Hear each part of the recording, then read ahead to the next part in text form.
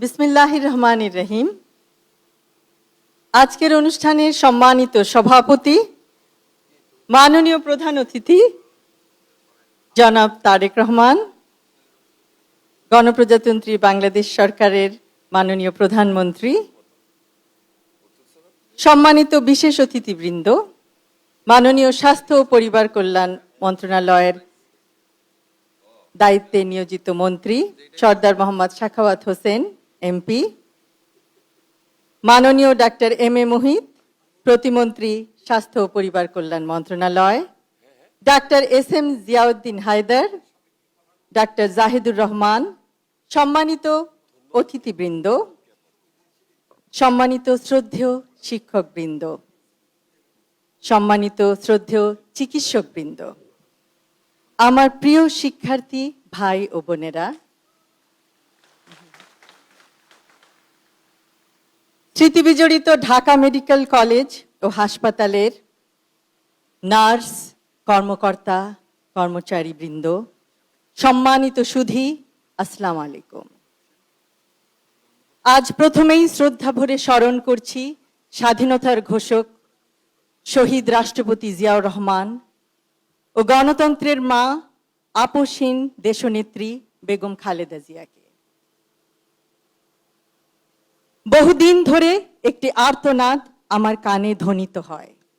সেই আর্তনাদ একজন রোগীর পরিবারের সদস্যের। মস্তিষ্কে রক্তক্ষরণ হওয়ার সুষ্ঠু ডায়াগনোসিসে ব্যর্থ আমাদের ওয়ার্ডের সকলে, কারণ সিটি স্ক্যান মেশিন সেদিন অকেজো ছিল। শত প্রচেষ্টার পরও সেই ব্যক্তিকে বাঁচানো যায়নি। Third year, fourth year, fifth ইয়ারে, পরবর্তীতে ইন্টার্নশিপের সময় ঢাকা মেডিকেল কলেজ হাসপাতালে অনেক সময় দেখেছি, উপলব্ধি করেছি সেই অসহায়ত্ব। পেডিয়াট্রিক ওয়ার্ডে রোটেশনের সময় দুই চোখ অন্ধ ছোট্ট শিশু, টেট্রালজি অফ ফ্যালটের রোগী, সে কেমন করে যেন বুঝতে পারত আমি তার সামনে দাঁড়িয়ে আছি। তাকেও হারাই অপারেশনের টেবিলে। অথবা অ্যাপ্লাস্টিক অ্যানিমিয়ায় আক্রান্ত একজন গৃহকর্মী, যে যন্ত্রণায় চিৎকার করত, অন্য রোগীদের অনুরোধে তাকে বারান্দায় শত গরম থাকা সত্ত্বেও স্থানান্তর করা হতো। গাইনোকোলজি অ্যান্ড অবস্টেট্রিক রোটেশনের সময় সেই দিনের কথা প্রায় মনে পড়ে, যখন আল্ট্রাসনোগ্রামে অষ্টম কন্যা শিশু হবে জানায় স্ত্রীকে একাকী ওয়ার্ডে রেখে যায় জীবনের বোঝায় মুহ্যমান রিক্সা চালক স্বামী।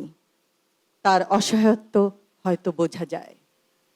শিশুটি জন্ম নেওয়ার পর দেখা যায় সেটি পুত্র সন্তান, কিন্তু শ্বাস নিতে দেরি। নিয়ে গেলাম পেডিয়াট্রিক ওয়ার্ডে, ইনকিউবেটরে। শিশুটি বাঁচে এবং পরবর্তীতে গোটা পরিবারের একসাথে হওয়ায় স্বস্তি পাই। বর্তমানে নিশ্চয়ই পরিস্থিতির উন্নতি হয়েছে। চাকুরি থেকে বরখাস্তের পর আর কখনো ঢাকা মেডিকেল কলেজ হাসপাতালে আসা হয়নি, কিন্তু আমরা চাই ঢাকা মেডিকেল কলেজ হাসপাতাল হোক একটি centre of excellence and compassion for patients in Bangladesh. একটি আশ্বস্ত করার বাক্য একটি ওষুধের মতো কাজ করে। চিকিৎসা বিজ্ঞানের ভিত্তি জ্ঞান হলেও চিকিৎসা পেশার প্রকৃত ভিত্তি মানবিকতা। চিকিৎসা বিজ্ঞানের অগ্রযাত্রা যতই প্রযুক্তি নির্ভর হোক না কেন, তার কেন্দ্রবিন্দুতে সবসময় মানুষই থাকবে। আগামী 20 বা 25 বছর পরে আমরা ঢাকা মেডিকেল কলেজকে দক্ষিণ এশিয়ার অন্যতম শ্রেষ্ঠ চিকিৎসা শিক্ষা, গবেষণা ও উদ্ভাবনের কেন্দ্র হিসেবে দেখতে চাই।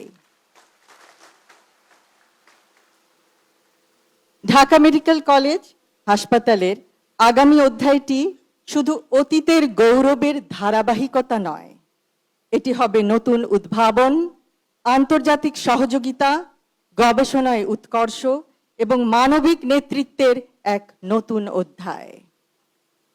আজ আমরা পৃথিবীর বিভিন্ন প্রান্তে ছড়িয়ে আছি। কর্মক্ষেত্র ভিন্ন হতে পারে, কিন্তু আমাদের পরিচয়ের শিকড় একটাই, Dhaka medical college and hospital.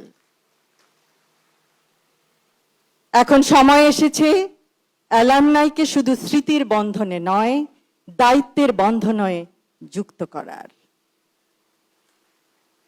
একটি প্রতিষ্ঠানের প্রকৃত শক্তি তার অবকাঠামোতে নয়, তার মানুষের মধ্যে। ঢাকা মেডিকেল কলেজের সবচেয়ে বড় সম্পদ তার মেধা, তার মূল্যবোধ এবং তার মানুষ। প্রতিযোগিতার মধ্যেও সহযোগিতা সম্ভব। চিকিৎসা বিজ্ঞানের প্রতিটি সাফল্যের কেন্দ্রবিন্দুতে থাকে একজন মানুষ, একটি পরিবার, একটি জীবন। পরিশেষে আজ ৮১তম ডিএমসি ডে ২০২৬-এ অংশগ্রহণ করতে পেরে আমি অত্যন্ত আনন্দিত। Together we carry the legacy. আয়োজক কমিটির সকলকে এই সুন্দর অনুষ্ঠানের জন্য জানাই অভিনন্দন ও আন্তরিক ধন্যবাদ।